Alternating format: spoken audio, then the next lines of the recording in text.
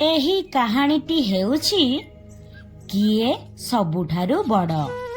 ଥରେ ଶ୍ରୀକୃଷ୍ଣ ଆଉ ଅର୍ଜୁନ ଜଙ୍ଗଲରେ ବୁଲିବା ସମୟରେ ହଠାତ୍ ଅର୍ଜୁନଙ୍କ ମନରେ ଏକ ପ୍ରଶ୍ନ ଆସିଲା ଏବଂ ସେ ଚାଲାକର ସହିତ ଶ୍ରୀକୃଷ୍ଣଙ୍କୁ ଚାହିଁଲେ।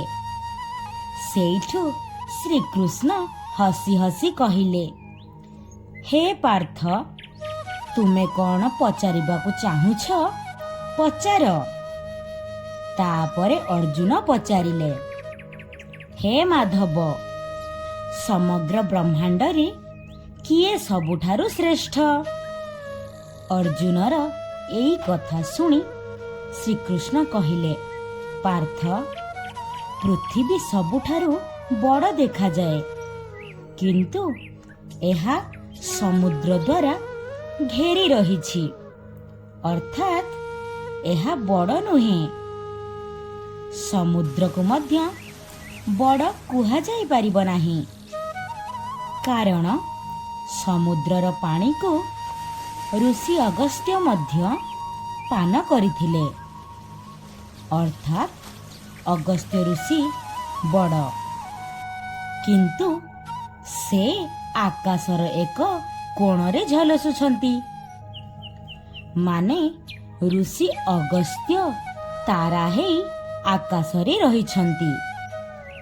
ଏହାର ଅର୍ଥ ଆକାଶ ବଡ଼, କିନ୍ତୁ ଏହି ଆକାଶକୁ ମଧ୍ୟ ମୁଁ ମୋର ଏଇ ପାଦରେ ବାମନ ଅବତାର ହେଇ ଆକାଶକୁ ଗୋଟିଏ ପାଦରେ ମାପିଥିଲି।